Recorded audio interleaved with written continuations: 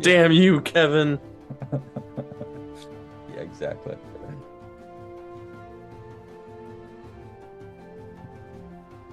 It's true. Woo. Cool. Don't Do forget to we? pull up your recording software, Oh everybody. shit, yeah. Oh, fuck. Jeez. Ha ha ha. Probably due to the rest of my life has been falling apart. So this is this is what it like when you see a tree that's fallen hanging on by a thread. This is my thread. Right. Understandable. Are we doing any I'm foundry recording. today or anything? Okay, so I'm not going to worry about that. I guess really quick before we jump in, you mentioned doing an epilogue today. Are we worried about?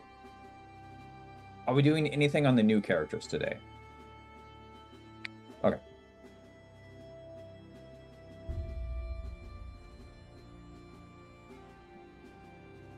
Okay. Have your accents ready? Favorite dude. Okay. Okay.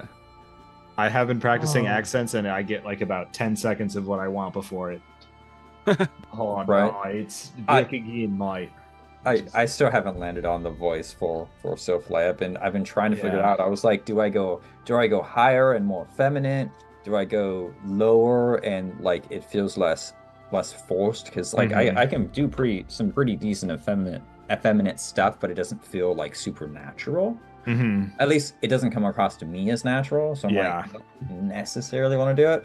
I was like, oh, I could just do like some crazy deep voice that's really fun, but I'm like, I don't want to rewrite my character to Yeah, exactly. Yeah. accommodate that. I'm probably just gonna pitch it up a little bit and probably put some harder consonants on stuff and like not really. Right. Just keep the Bertrand accent. Just Yeah, exactly. Most of my voices are just like dumb stuff like this. So like that it doesn't play for a serious female character. Unless she just has a smoker's lung. It's almost I thought all about silly doing old like men. a goblin-y voice, like a Brip. Hey, Brip. You know, something just very simple and There you go. right. not hard to maintain. Like Faradir did okay, but I really had a really hard time maintaining that voice. And Right. so I learned like go with something. I could go with something that's more different than my own voice with less effort going that path. That makes sense. I had I'm good. I'm fine. I got my water over here. I'm fine as well. I was just looking at this your first adventure thing. I hadn't looked at this yet because I'd never seen that in an adventure path before. Sounds really cool.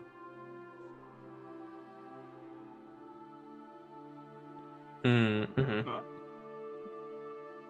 The Blue Man Is Group. that when I had COVID? Yeah. It's like, what did you talk about? Oh, okay. Bro, if I had cool sounding. I had $1 for every.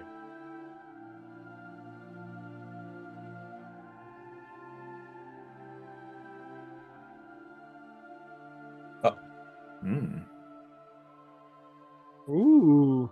Tim said that we're live, that he is hearing us.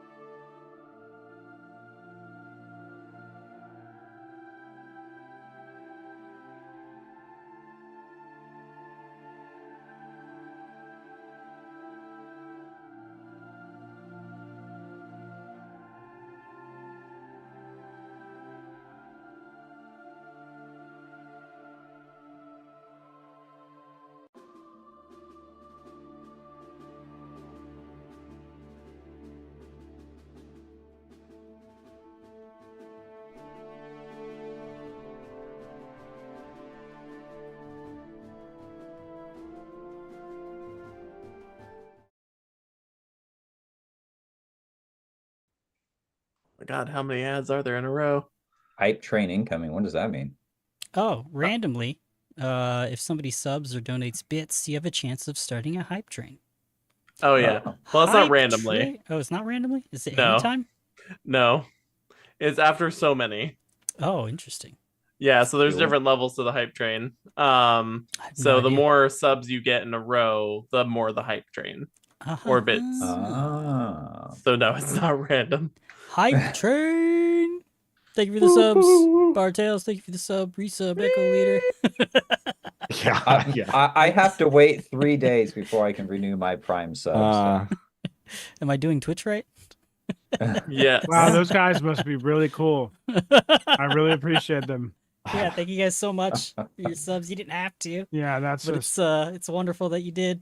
I will say mine is not Prime. Oh, I don't know that we're. Hold on. I can hear myself. Okay, there we go. Sorry, I just had something muted. okay. All right. Well, let's do the dang thing, right? You guys ready? Do it. Fucking talk some doom. Live by. Nope. Yeah. whispers of doom. Gonna drop my chair a little bit. I'm always losing the top of my head in these. Yeah, I halfway through. I feel like I have Let to. me fix my chair too. I'm in a Alright, fucking we're good. camping chair. You should probably fix that. now. Everyone, adjust your chairs now. Yeah. with our Liberty Mutual money. Right. My chair won't go any It's lower. It's like Coleman big and tall, so it can like. I got it for camping, so I could sit because I'm a big guy, and then I got like my kids like to sit on me, and so I gotta have a chair that can hang. That makes sense, right? You're like the lowest on the screen, but you were the tallest out of all of us. True. How tall are you? I'm almost 6'3". Oh, okay. God damn, dog. That's taller than me for sure. Yeah. You're a whole foot and an inch taller than me. I was gonna You're so ask, but tiny. I didn't want to put you on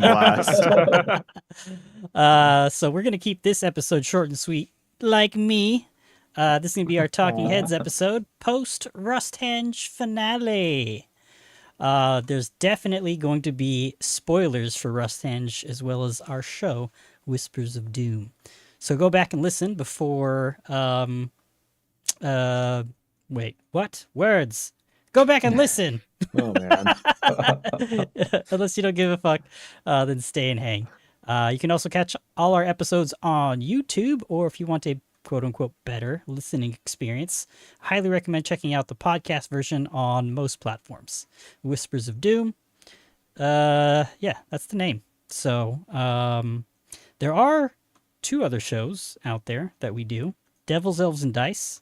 That is a run-through of the first part of the Abomination Vaults, which is unfortunately and probably on hiatus forever. Yeah. And then the Random Rolls podcast, where we play a variety of TTRPGs, one-shots, or modules in much shorter runs. Each game is essentially their own limited series.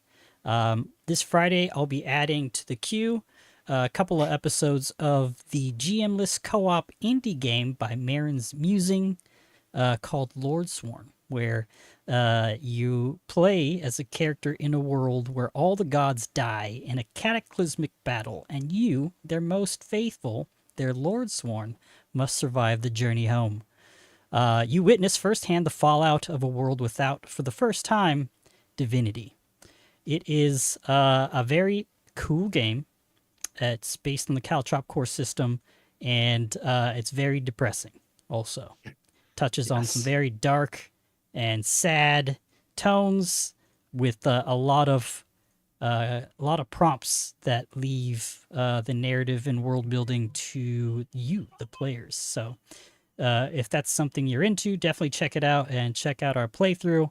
As short as it was, I want to get back to it and exact vengeance upon that book and make it all the way through each of the phases. Because, well, if you listen, you'll find out. We fucked up.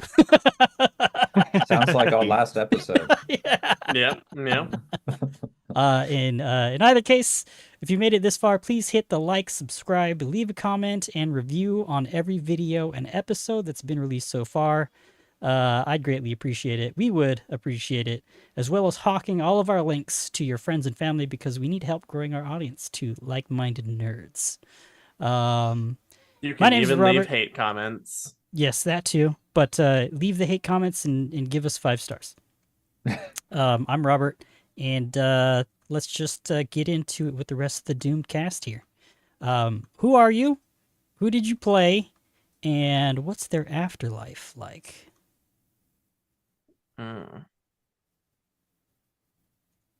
Any takers? My name is Dylan. I played Bertrand Kincaid. May he rip in peace. R.I.P. in peace, baby. His afterlife is probably just I don't know. He was never really bad, so he was probably in like a decent afterlife. He was probably judged as a good little boy. He's probably just sailing the seas out on the oceans. It's like never really sure what's going on. Just like, yes. What was that? Gosser's what? Gosser's name be praised. Yes, exactly. Ooh, thank you, Tim. Thank you for your sub as well. It won't let me redo my sub. It says 3 days remaining, so I feel bad. It's like, it won't let me do it. I have to wait. Well, you'll just have to wait then. Sure. Yes. If we're missing like one, I'll be like, fine, fuck it, here's $5. I'm talking, so I guess I accidentally volunteered. Yeah. I'm Jacobs. I'm Spellcrasher on most things. And I played Simon Sif Folson, the Colo, aka we don't call them Knowles anymore. We know better. we know better. I had to. I gotta leave. I'm going home. Oh gosh. Sucking my will to live. Yeah. Stick psychic damage.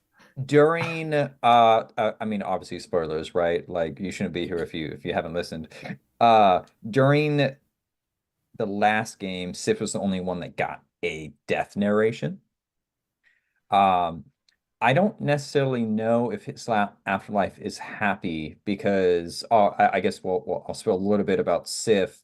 I had hinted in the end, because of this sort of like main she was developing is actually this manifestation of this longtime interest in demons, and now of that demonic essence beginning to latch onto his character. So I feel like that is probably affecting it. I don't necessarily know what hell he got stuck into. I think Sif did a lot of I think technically he's still good aligned if we're going like old school Pathfinder, but he was shifting to evil. I think in a longer term campaign he probably would have ended up on that side. So his afterlife is probably it may be decent or maybe real fucking bad. Because the demon sort of like that manifestation and infestation was starting to happen. We had reskinned the worm collar to dedication to be more demonic in nature. Yeah, it's unfortunate. I was excited to see how we turn that into that portrayal. Yeah. So there were a lot of jokes about Sif being the BBEG, but like I was going the evil route. I think we had a contest between him and Faradir. Yeah. Right. It's like, who can ascend quicker? Oh man, that'd have been so dope. Yeah. Fen and Bertrand have to decide which of the parents are we gonna pick. Dang it, I'm losing another set of parents. Oh. Bummer. Orphaned again. Orphaned again. That's the second time this lifetime. Speaking of Faradir, if we're moving that way. Sure. Take it. So I'm Nick, also known as Big Red or Red or whatever. Red's fine. Just not Red's blue. fine. And I play Faradir or Sor, the human sorcerer. He played. And I think his afterlife, which what Robert and I spoke with, we didn't mention this to anyone else, but if I were to pick a deity for him, I was thinking that it would have been Asmodeus, because he's big on law and power. And I feel like he would have done whatever he had to do to get said power. So I feel like right now he's in one of the layers of hell, but he's like somebody's lawyer or something. So he's got like a job down there and he's been lifting it up. Lawyers I all go feel- to hell anyway, right? You know, so I imagine he's like surrounded by fire, stamping papers, yelling at people, you know, like forever working. He might not That's even his realize hell. he's dead. Right. Yeah. Yeah. He's just back at the office internally.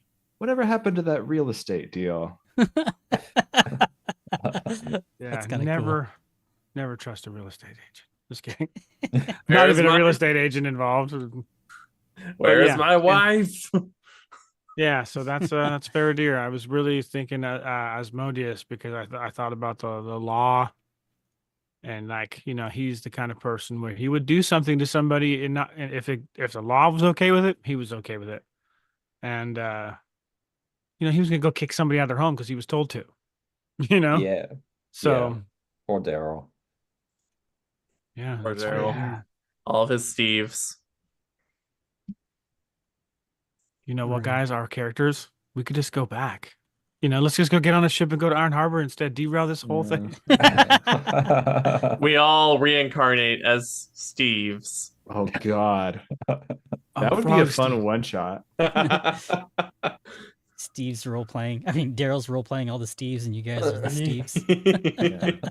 This is Steve the Barbarian, Steve the Sorcerer.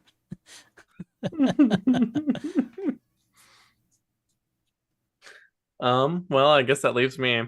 So yeah, hi, my name is Cody, otherwise known as Bard Tales here on Twitch and other places. You can call me Cody or you can call me Bard. I don't really care.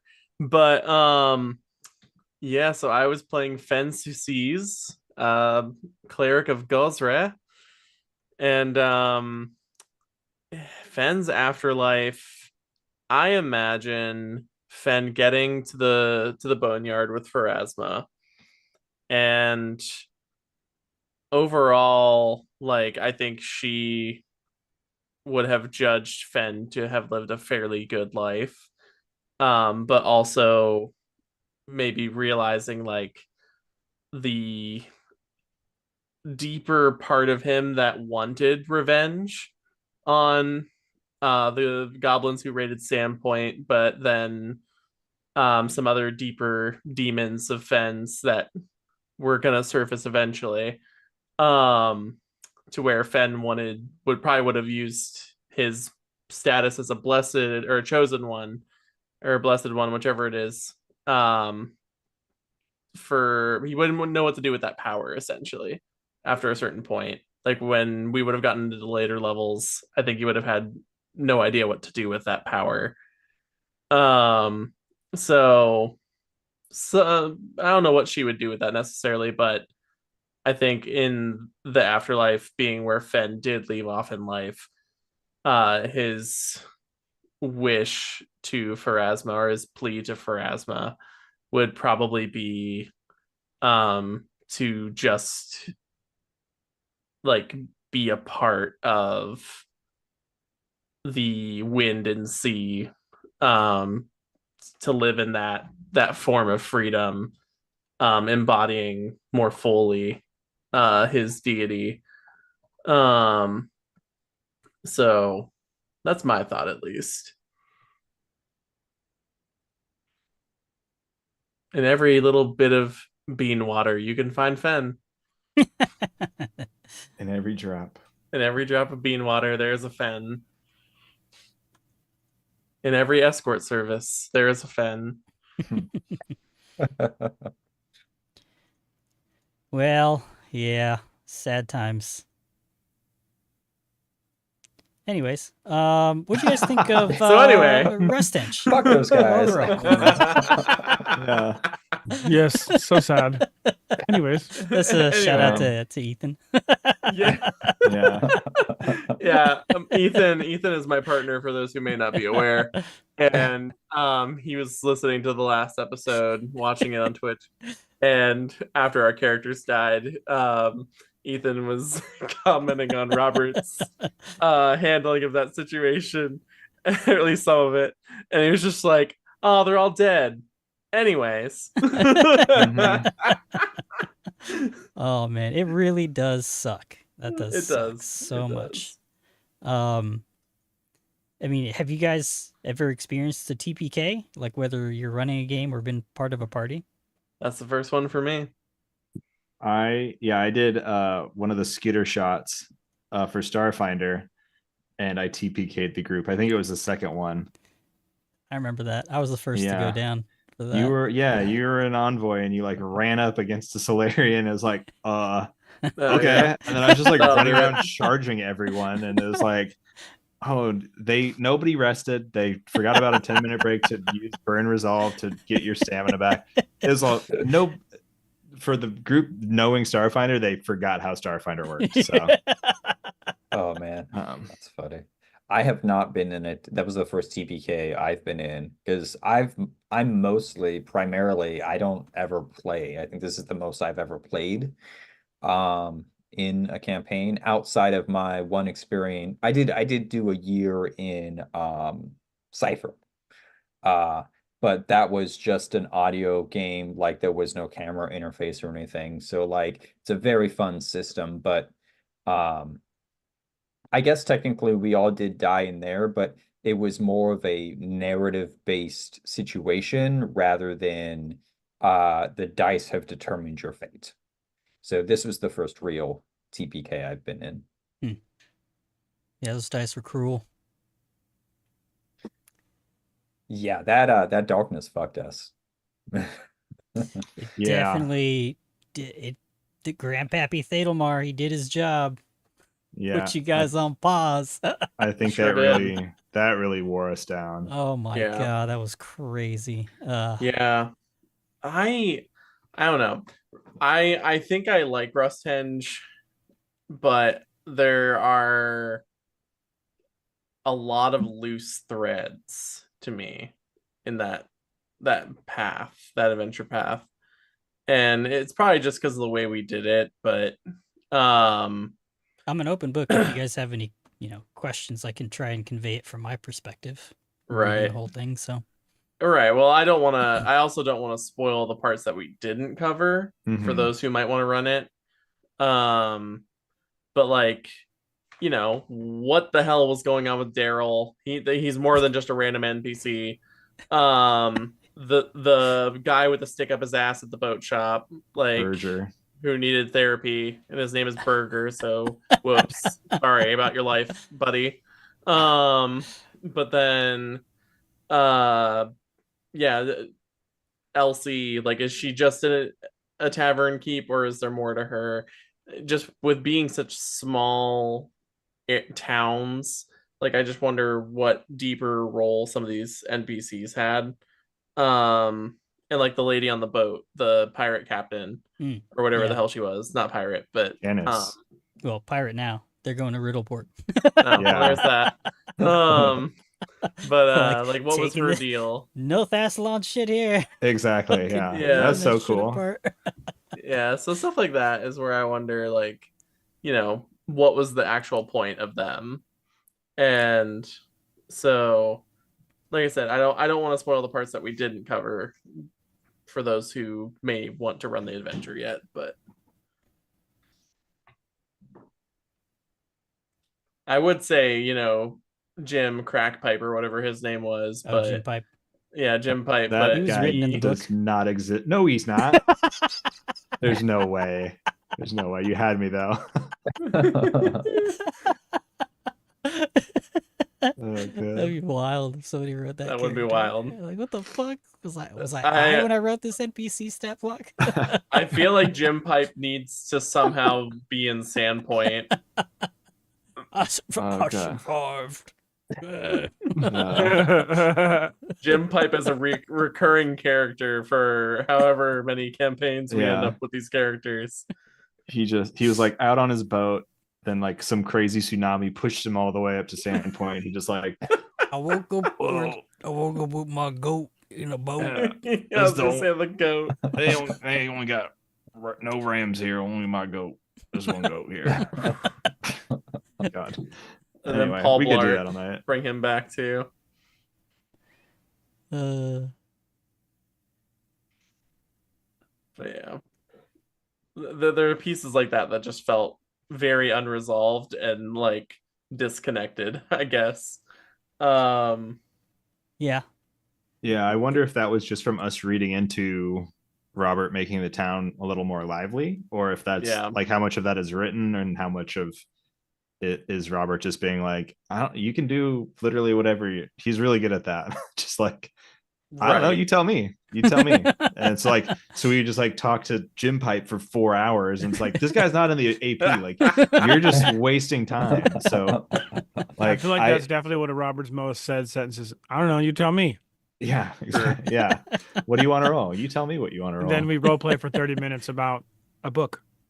Yeah. Yeah. Which is why it's so much Or a fun table. to play with Robert. Yeah. I do love those moments. We're pretty great. Yeah, I think I always wonder like what we missed. So for me, like with those themes, like what little tiny bit of information did we not get out of Elsie or Berger or Daryl? Again, I wanted to go back and talk to Daryl. Sometimes I think we get a little distracted because we have so much fun. Which is, Oh, I mean, totally, that's part of but the that's game, why we're man. here. If we're having Yeah. fun, then who cares? Right. We, you know, didn't get anywhere in the progress of the mission because we spent an hour just bullshitting, having a great time. Then I'm all for it. Yeah, we were gonna get Daryl back to Osprey Cove. That way you get him evicted, and Daryl also gets you know, he's not on the streets. In a ruin of mansion ruins. Right. My next character is going to be a barrister who focuses on transitional housing. Yeah, we never did get to find the wolf that was mentioned in the diary writings on the ship. Yeah. Yep. That is like true. 6-legged wolf or something. Oh yeah. Yep. So the book is written in essentially there's 2 ways to get to the dungeons, and that is on top of the island. Thunderhead Isle is what it was called, where the claws of the spire kind of erupt from, and where you guys saw those weird lights that were actually just campfires, or described we fixated on that as one. Campfires. And you said they were floating lights, dog. And then you said they were like the Aurora Borealis type I shit. didn't say that I didn't say they were anything like that, but I definitely heard floating lights and was like, look like that's they're kind of floating. the goal. I don't know. Again, it's hard to see from. But that again, it distance. was Daryl telling us that. This is true, yeah. And then the tunnel from Stonehome to the entrance to the Sky Metal Workshop. So one of 2 ways for you guys to get down there.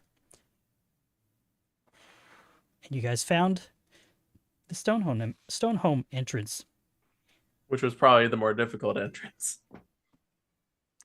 I feel like when we went in those doors, the rusty doors where we fought those constructs, if we kept going up, I think that's to the top of the island. That's exactly where you would have ended up.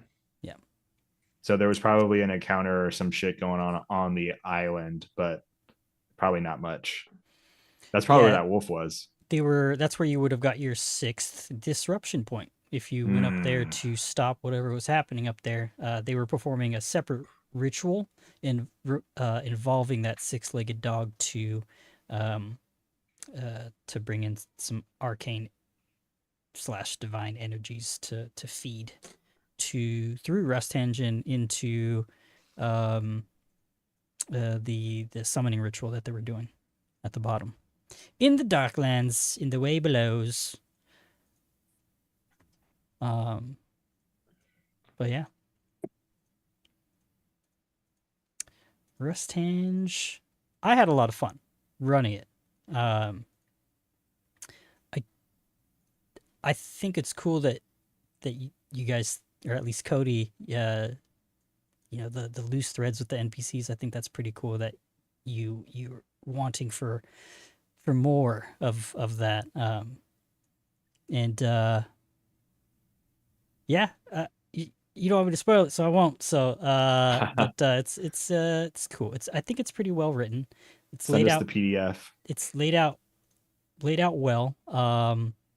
And running it in Foundry with the purchased adventure path, the way it's set up, they did an amazing job on there. So shout out to the PF2E Foundry VTT team. Stellar work. Highly recommend it. It makes my job as a GM a lot easier with everything kind of just put into their place and ready to rock. Very little to do from that standpoint. Because I've spent hours for my pay-to-play games preparing each map and, trying to stumble through to put stuff together while we're playing, and I don't have to do a lot of that with the pre-made modules in Foundry. So kudos to y'all. But That's cool. Yeah. Cool. I hope them or some other team, whoever ends up going back for some of the older APs and making Foundry modules for them. Because Strength of Thousands, for example, I would love to have a full module for that. Or Extinction Curse, just really any of the older ones, Agents of Edgewatch. It'd be I like really... that you're saying older, but these are like relatively recent 2E campaigns. Well, right, yeah, but you're not wrong. But I was thinking as far. It's like these are all like 3 years old max. Right. Well, yeah, compared to where we're at now, older. Yeah, 100%. But I think the first Foundry pack for any of the APs might have been Alkenstar. I have no idea, to be honest. And I think the only reason I know that is because I have them thanks to Humble Bundle. But yeah, I don't know. I would love to see some of those APs that didn't get Foundry modules, and anyone else that's not me work on them, please. Because I've tried to do stuff in Foundry like that, and I have no idea what the hell I'm doing. I have a better chance of doing that in Fantasy Grounds than I do in Foundry. Yeah, I've purchased Foundry and I opened it up and was like, cool, I'm gonna mess with this. And I was like, I don't even know where to start. So I will. I had someone do like a Foundry 101, and I learned a lot in that short amount of time. And then I really want to go through like a Foundry 102 because there's even more. Tim, I tried using that importer that you're talking about for some of the other APs, but I haven't had luck with it. So I don't know if maybe I'm just extra dumb or was I trying to do that? No, it worked really well for when I did Crown of the Kobold King. Okay. PDF imported that, and I opened it up, and it was it looked like I was blown away that an import app or module turned all that PDF file into boom, like a VTT module. It was amazing. Oh, you know what? I think I remember. It's not. I wasn't trying the Pathfinder 2E one for that. I was trying the Starfinder importer, and they only have Junker's Delight, and that's about it for that one. So all my Starfinder 1E stuff I run through Fantasy Grounds, except for Starfinder Society Season 6, because that's the only one on Foundry. We didn't hear from Jacob or Nick about your kind of overall thoughts about Rusthenge. Okay. What do you guys think? Jacob, you want to go first? Sure. Yeah. I definitely enjoyed it. I thought it was a lot of fun. We rushed into a lot of things, so I'm a really big fan of like alternate solutions. And I know Robert, like obviously you offered them and stuff, but I felt like we didn't think a lot if we saw something to whack. Mm. And that did come up later towards the end with the boggarts. The boggers of the Black Lake. Yeah. And Uh, but essentially solving everything through violence just made me feel kind of like a murder hobo group, even though we not all really were that. So yeah, I had a lot of fun. I thought it was I thought it was a pretty good module. Really heavy focus on dungeon exploration, which is Yes. totally fine. Dungeon I crawl. I love role playing. I also love dungeon crawling. Just kind of depends on, the mood. But yeah, I would like to I'm hoping in the new segments that we're gonna have more sort of like alternate answers to combat, right? Because you don't necessarily need to fight everything, and most things don't necessarily want to fight. Although in the world, it's based off a battle simulator, a tabletop, right? We go all the way back to like chainmail and stuff. Um, Old school. yeah, precursor to Right. to original D&D. Right. It's hard to get away from the combat. So like I don't want to get rid of the combat. I love the combat. I love getting crunchy and stuff, but I really like alternate solutions.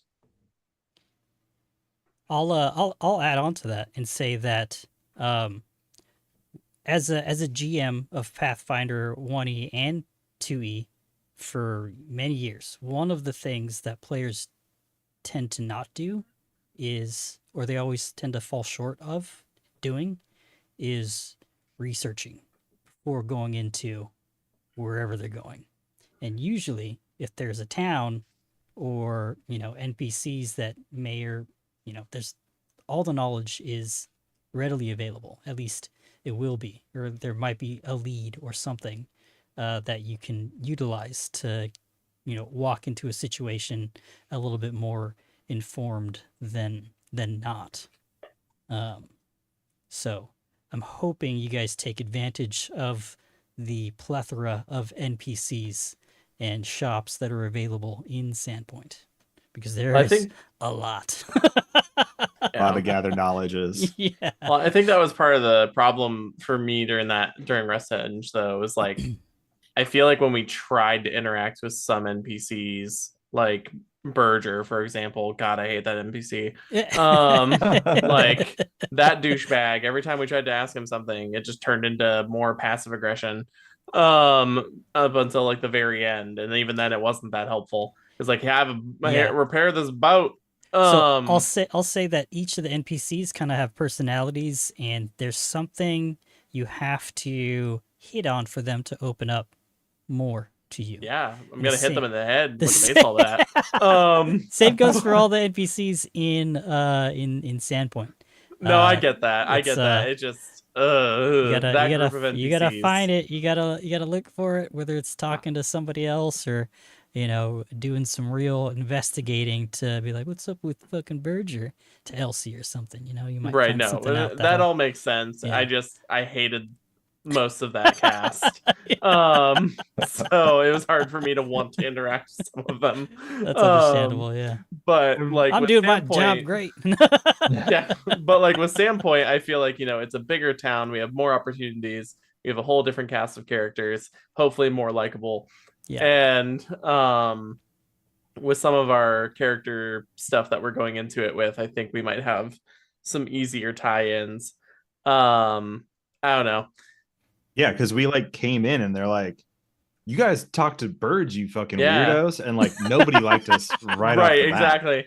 So like right at least this, it's like, and then the like rest... we've seen you around town, like we might have a reputation and all that kind of stuff, but it's definitely going to be more of like, oh hey man, oh yeah, I'll answer that question for you, as opposed to like, who the fuck are you? Go away. Right. And then the rest... Also, I was the party face. That didn't help. I'm not very good at that. The rest of the things that we talked to were demons. Right. Or weird creatures. That we tried very hard with some of them, especially that one that wanted to just run into things with its forehead or whatever. Yeah, fair. It is. Hold on, Oh, stop. yeah. Why are you not stopping? Right. Yeah, I think most of the NPCs we interacted with are more in that like, but hear me out category, you know. Yeah. Yeah. No, when we did a final diplomacy in that and with the boggards or whatnot, it flipped around. And I was like, oh, cool. Yeah, we were like, hmm because the combats were, it didn't feel right away that we needed to, but it was like, should we? And then the flip happened, and it was super beneficial. So I enjoyed that. But I Yeah. do miss. I did want. I wish I could have dug in a little more into the real estate deal. I wish. But sometimes your background and stuff doesn't really vibe with the plan and the progression of the stories. But I was curious to how that was going to go and where that it might have tied in or um. But once we got into Rusthenge, we were gung ho about push, push, push. We left no book or table unturned. It's true. There were some rooms you guys missed. Yes, the whole Unfortunately. right side of the Sky Metal Workshop. Yeah, the north and northeastern side of the Sky Metal Workshop. I know for a while there, though, our push was to find Ordwe. Like, it's like we don't want to leave her going. And we found her. Yeah. Right. We don't. It's We a don't good want to thing leave you her guys going did too find her. long. Yeah. I think you may have been 2 days away from her actually dying. Right, and then she Oh, ended up wow, dying okay. anyway. But the User She helped us in error. that fight though. right, and so that's where I was just like, oh, we have to find Ordwe. Like that is She would have been fine if she had done better party composition with us. She just chose a bad class. exactly. And then after that, it was like, okay, well, we found Ordwe, great, but we still have this problem that they're trying to do something nasty, so we gotta go.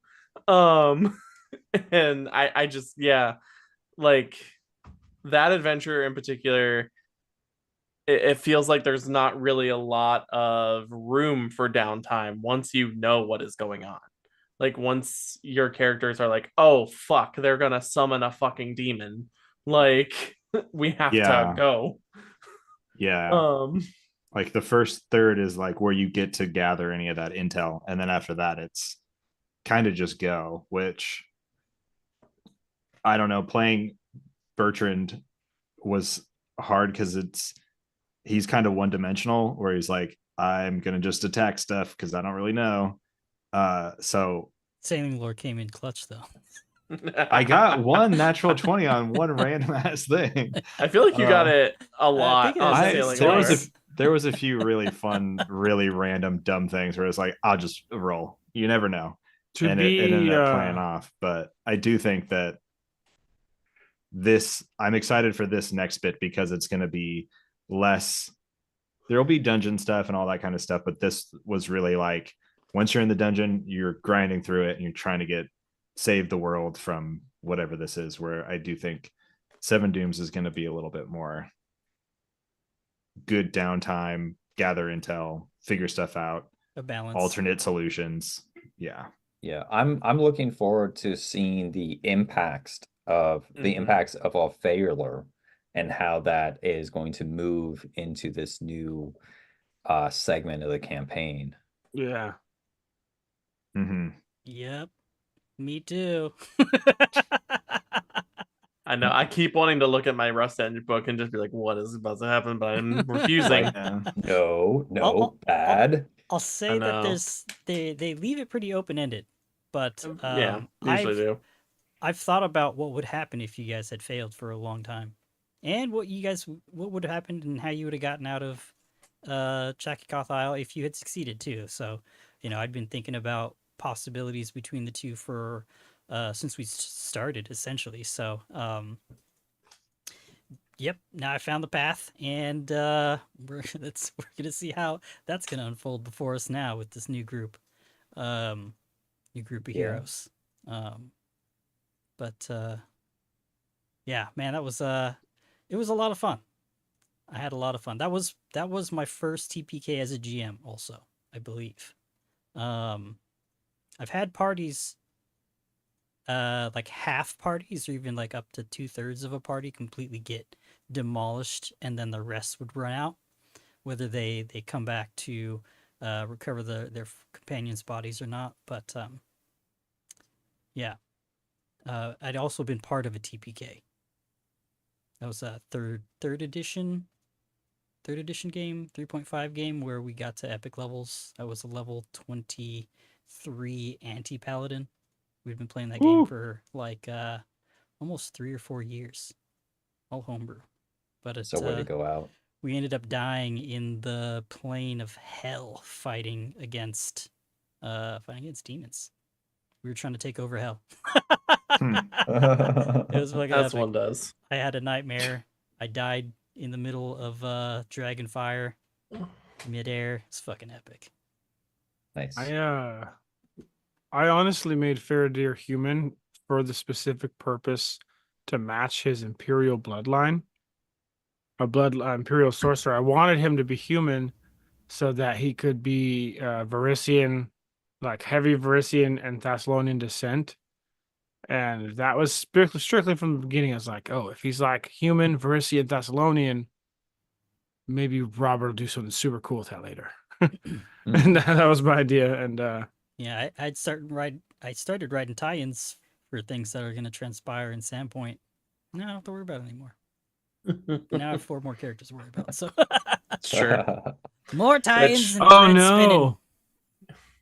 who's gonna tell Faradir's parents? Oh, I didn't know they were still alive. They're old, very old in Osirian. They're very old. They went back to Osirian. You know, the cold weather gets their joints. So they live in Osirian, back in where his father's family comes That's from, funny. very wealthy Osirian family, and he goes and would see them occasionally. But yeah, now not happening.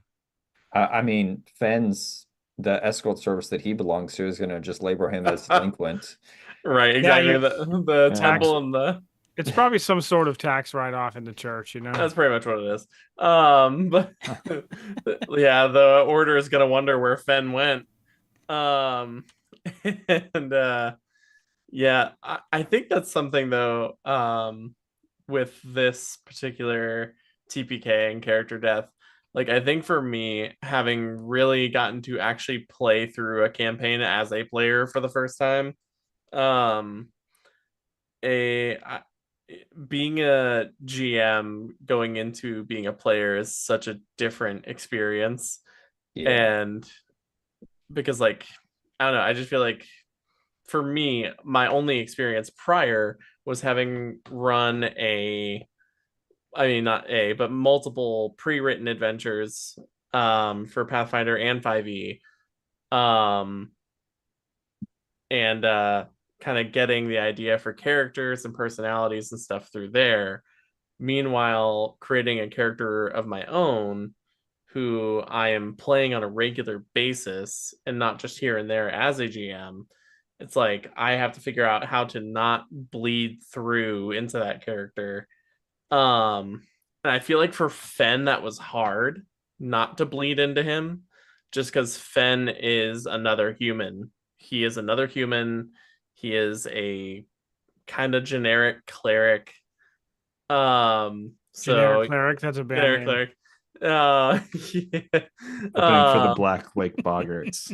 Right, Black Lake Boggarts and generic clerics now in concert on tour. I like it.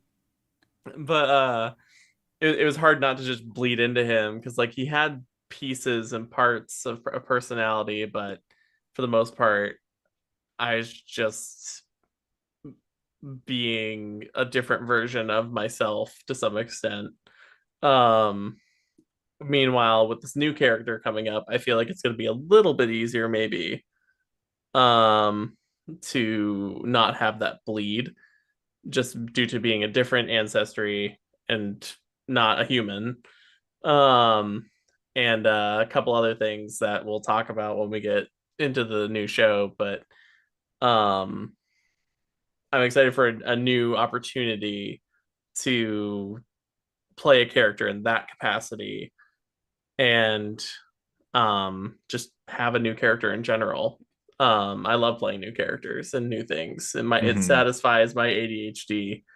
Um, Yeah, and I think obviously no, not attributing anything since we're being super non-specific. We're gonna see the face of the party change too. yeah, it's true. Yep. I mean, we could find in this new party some of our most favorite characters or moments also. Hmm. I think we Um, will. Honestly, I already love my new character. Like, I've been running with this concept for so long, wanting to play them, and now they get to come forth. So, Hmm.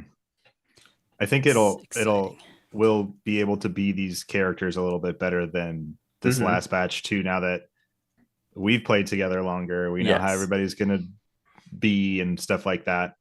The character for me, I character bleed is always, I can never stop that. So that's always hard, but uh I do think playing something that's a little bit more opposite, which might, I think personally, my new character is going to be a lot different than Bertrand was. So it's going to be a lot easier to not be like he was Yeah. with this new character. So Remember when Faradir would attempt to faint, and like he's like do a feint and do like a fire slap, oh freaking yeah, miss and knock yeah, himself out or something. It's like I mean, immediately one went of there those down. was a That would times be few good was bad. so attempts. cool though. Yeah, It would have been Yeah. good. it's really good. So we're getting close to the end of the stream here. Do you guys have any like questions for me or for each other? Specifically, concerns, fun Any questions, regrets? anything like that? Any Um, regrets? Till the nine. I think it was what's his name, Lord Ragnolf, uh, Yep, uh, Ragnolf.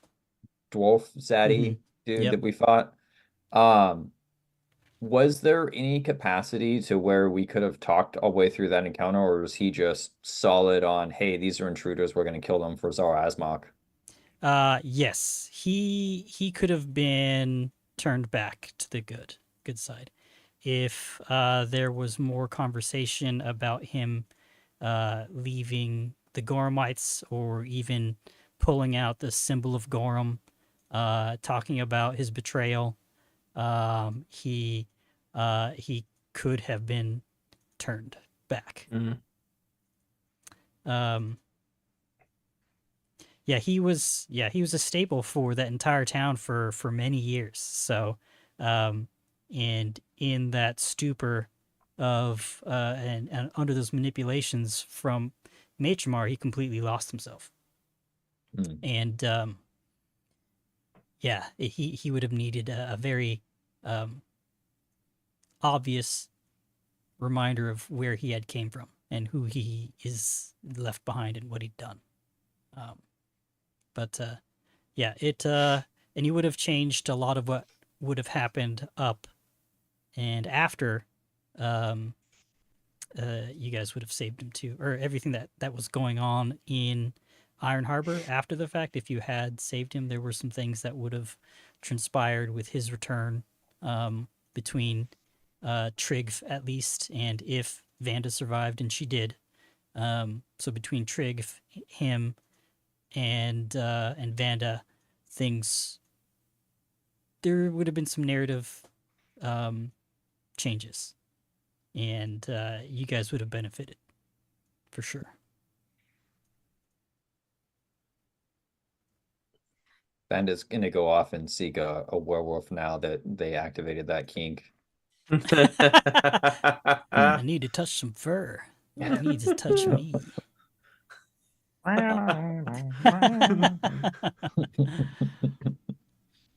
um, any favorite moments or highlights?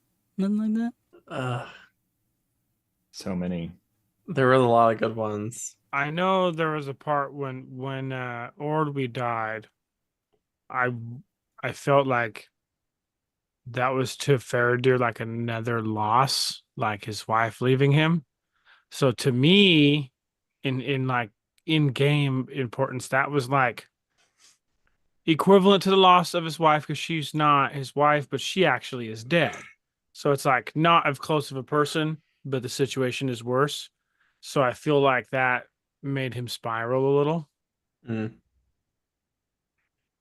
And then even so, you know how it is. It sort of made me spiral in character in a way because after she died, my feeling for him for, maybe if he was a little stronger, had some more spells, these things wouldn't be happening. And so then we went into that next boss fight and he kind of changed up his tactics, Mm-hmm. and then we died. So like Ordwy's death sort of shook us. Mhm. Yeah. Yeah. Uh, I'm actually gonna go way back to the beginning. I think we called it the amalgamation of Bush. Yeah, yeah. The first Yeah, Darrow. strange amalgamation. The Darrow and the Yeah. centipedes. Yeah. Yes. Yeah. Uh, So like we were really just kind of learning our characters and filling them out, and I made the decision to play Sif like, what do we do with the bodies? So that was fun in seeing how all of you were like, oh, what the fuck? Like, what do we Yeah, that was there were consequences. Yeah. mhm. From a meta standpoint, that and then when we found the artisan tools like on the peninsula in that hut, you're like, these are somebody's. Like, I'm not gonna take these. And it's Yeah. like, nah, Yeah. man, like you're really like We were making me like, question how I've should we been like playing steal role this playing games boat? forever. Right. Yeah, Instead it's of like, Prime oh example. no, like the whole world isn't just for me. I'm It was playing. very refreshing. I play So Hogwarts Legacy and I play like a good guy. And as the good guy, I steal everybody's stuff. I've broken I into was every house, taken all their things, but mhm. I'm the good guy. I So was gonna say I just think of like running around as Link in Legend of Exactly. Zelda and you're just As shattering everyone's pots and taking their yeah, shit. breaking Um everybody's pottery. or any and JRPG stealing ever their where like you're just life like, I'm gonna savings. go through your sock drawer now to find money. Yeah. Um Yeah. Oh, I'm gonna yeah. sit in your room while you stand there and I'm gonna read your journal and then go through your chest and eat your bread. Yeah. I Exactly. mean, yeah, yeah. As long as you're the Dragon Ball and nobody cares, right? Yeah. Yeah. pretty much. I'm No, just yeah, looking. I did really like that. Yeah, That real element. the That was fun. groundedness is something I'm excited to I think delve more into with our next story. And I think it'll maybe be a little easier now that we've had the experience under our belt of working with that to some extent. And then also just like Dylan had mentioned before, we know not only how each other play better, but I think we've just grown as players and to some extent performers in different extents. Absolutely. I listened to episode 1. Yeah. I was like, oh I did God, a I long sound time like ago. this. So I'm so sorry, Robert. And then I went a few episodes later, I was like, oh, that must be when I got the new mic or something. Like, Yeah. no, but I did when I went back to listen to episode 1, I thought, I was like, for an episode 1, if we don't know what we're doing, I thought the quality was pretty good. And I was impressed. I liked it. Well, that was something too, and I mean, everyone I think has progressed on this, but I'm gonna call you out, Nick, and give you props because I remember back in episode 1, you're like, I don't know if I want to do a voice. I don't necessarily feel Mm-hmm. comfortable in doing a voice. And then fast forward, a couple episodes, a couple weeks, and like you're jumping into voices, you're getting into character, right? I think when we started, we're like, well, third person going off doing that. But now it's like everybody's like, sometimes we do third person, but most of the time we're in first person, Mm-hmm. Yeah. right? So seeing that transition, or really that growth for everyone has been very, very cool. And then to Cody's point, I think, yeah, this new segment is gonna be a lot of fun, especially because like these characters are level 4, right? So Yeah. they feel much more established. Yeah. And Which is cool when you're making a character like that because you want to be like an adventurer. When you're level 1, you're like, oh yeah, I'm the pig farmer's son, I'm Mhm. level 1, nothing. But level 4, that's substantial. yeah. So it's like there's a reason if they have a particular stance on things if they're moody or light or airy or whatever. Like lore has been established for them rather than like Sif, for example. I was really trying to figure out Sif because he was not an adventurer, right? But yet, as a level 1, you have martial background or you have magic training. It's like, how does that transition when you've lived a life of peace? That's Yeah. why I really banked on the lawyer thing. I was like, I want to play him a lawyer as much as I can because that's what he knows. Yeah. Yeah, makes sense. I think I really enjoyed like one part of it also I was able to hop in the GM seat a couple of times, and that really gave me an eye opening of like how easy it can be to sort of wing things. Like my favorite thing to do is when we interrupt in character, like, oh, I'm sorry, and like play it off in character. I think it's a fun way to do things. So I try to do that. If I interrupt, I'm gonna apologize in character and role play with it because it's like I've gotten comfortable enough where I see opportunities to do something fun, And now, like you said, I've grown. I'm so much more comfortable sitting here and doing a lot more. Yeah. That now I just look at everything as opportunities to flesh something out, Yeah, getting Yes. behind the other side of the screen, so to speak, is really good for understanding that nobody really knows what is about to happen ever at any point ever. So just do whatever and Yeah. it'll be fun and we'll have fun with it. So That's why literally no pressure. TTRPGs are my favorite thing in the entire world. Agreed. The biggest thing I learned GMing at the one time I did it a couple times, but the first time I did it is I was worried that I was going to be fumbling and not have enough time to like, but then it was just like I kind of stole. Well, what are you guys doing? And that was 20 minutes. Cool. Yeah. I was why I like, like I that. had That's why plenty my- of time to figure this stuff out. My phrase is, Exactly. I don't know. What are you guys doing? Yeah. What And do then you it's what do like, you oh, do? there was 20 What minutes do to you do? figure out. I'll figure it out. Right. Yeah. If you ever Yeah. want to buy time, look up a child's puzzle. Like, in the age range of 4 to 7, and then just give it to a party and watch how long it takes them to figure it out. That's funny. Yeah, I definitely enjoy how much more comfortable we're all like we know each other's cues and things about each other more. So I feel like we're much closer knit as a group, and I feel like that definitely shows and is heard in our vibe and yeah, we just have so much kind of like our culture growing, Yeah. Imagine where we'll be by the time we get to curtain call. Oh gosh, fucking 6 years from now.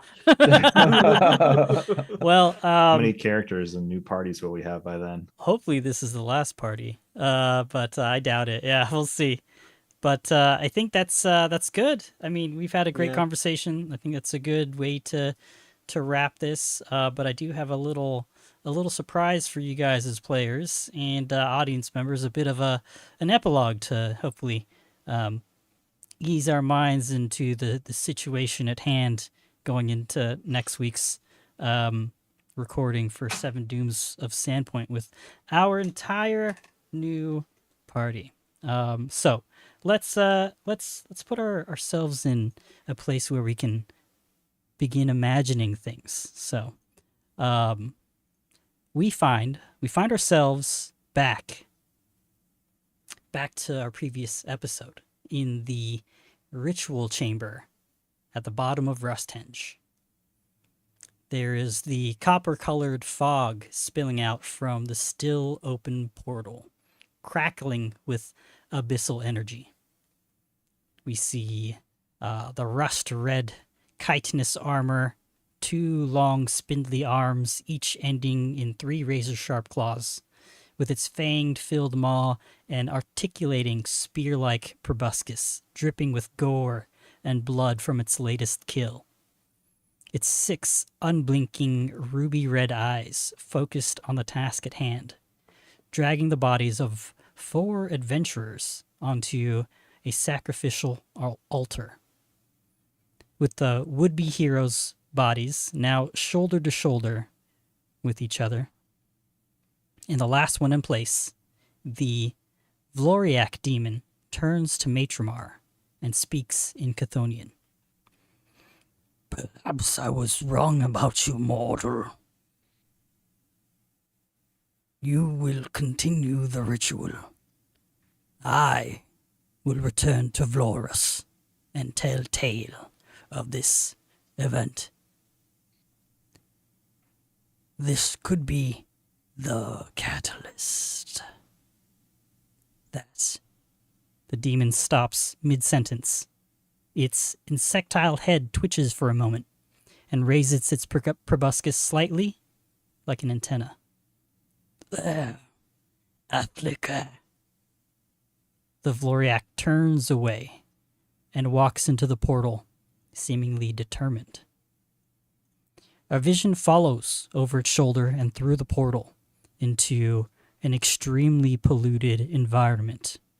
A wide and endless rust-covered canyon filled with junk, piles of metal, destroyed buildings, and crumbling castles at its crown. We see a building falling in on itself, then into the unseen depths of its gorge, with clouds of rust and dust exploding outward as the copper fog below envelopes it. Down our vision goes. Down our vision goes, flying past a myriad of spoiled, lifeless soil, rocks, corroded ores and metals, bones of various creatures and sizes, and then past it and into the vastness of the abyss. We see before us demonic realms, connected, touching, but at the same time separated by space, or rivers of blood, mountains of flesh, even roiling storms made of shadow. We see below a battle between factions throughout.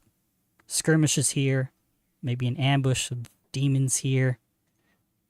Groupings and hordes of flying demons swarming floating ones. Rifts appearing and disappearing with demons of various size and strength pouring out.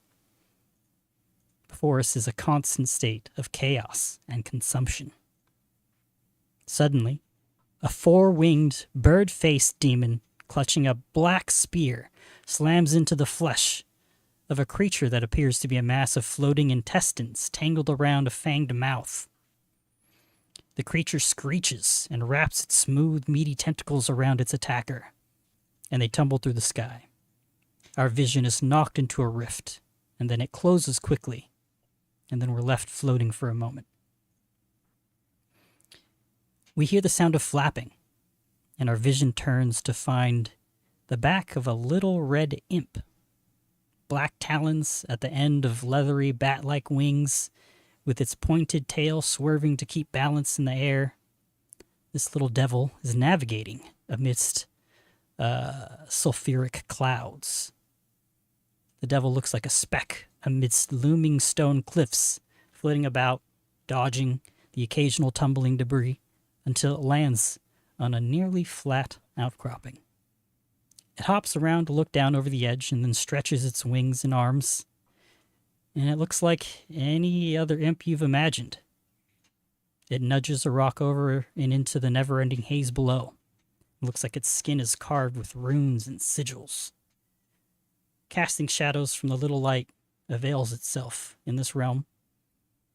You can clearly see upon its forehead a carving of a crown, and then below it a small ring and maybe a dagger or the shape of a nail that pierces through both. And then it kind of shakes the dust off, and then it looks up as if noticing us. And then it squints, and then it grabs us, and then it says, "Oh, no, no, no. This isn't good. Why are you here?" And it looks directly at each of you. Well? What's happened? I see you. Quiet? Hey. I see you smirking. Yes, you're laughing. I don't think there's anything to be laughing about. Where are we? Come, that's not your voice. This isn't right. What? I died. What is this? There's no need for that voice. Your parallels are dead. Seems they failed. Parallel. I hear the rest of you, but I don't see you. Are we all in one body? What do you mean? You guys are next to each other. Oh. What do do we we look see? like? What do you mean? You have a hat that looks like there's a polar bear on it. I see your glasses.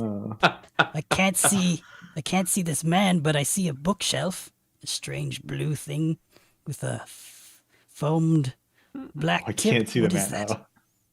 Oh. Then, who are you? You have bifocals as well. The strangely cube-shaped beard. Who are you? And then you, with a fake wall, it looks like. I suppose this brings new meaning to the obols that we used to find in our Yes, Mhm. the obols, it seems they failed. This guy. Oh, no, this won't do. They were not enough to help. I don't want to tell my master, but I must. I might have to. Is your master going to give us a gun? Well, I was going to say maybe you should give us more. I Oh, think that what? Don't have enough to make any impact. the Prime subscription ones should definitely matter more. I don't understand what that means. Oh, there's a limit to the meta. What are we going to do? Assassin's Creed. I think I would at least like another chance, another go at this. I agree. Yes, I sense your new parallels. They're on the shadows of our vision. I sense them, I do. They'll receive obols if you perform well enough. I think perhaps a contract is in order. Before we go further, what's your name? Me? Yeah. I'm Brafthschnir Shribfanar. But Can you write that down for me? Because I I'll will call you not Steve for short. no, I am no Steve. Brothier? You can call me Schneer. Schneer. I mean, the end kind of like sounded like shrimp final, so that is canon in my head Final shrimp. now. Final shrimp. Yes, you mortals find demonic or devilish names or fiendish names funny. We find your existence even funnier. Silly, Fair. almost unnecessary. But we wouldn't be where we are without your souls. That's disconcerting. What did you have in mind with this contract? I think Faraday Final needs to shrimp. come back and give us a counselor. Yeah, You know, exactly. I require one thing. And that is for your next parallels, your next set of parallels to do what your previous set had failed to do. And that is to succeed in stopping Zazmak and anybody adjacent to him. You see, demons are fecund and wild. A mass of undulating, undisciplined, tumorous toilers and despoilers. They wish to consume and bring everything they touch into the abyss to create more of themselves. Not me. Not us. We are devils. And then the shadows of the deeply carved scar on his forehead seems to darken as it smiles. It's like holding this orb of our vision, and it's just looking down at each of you.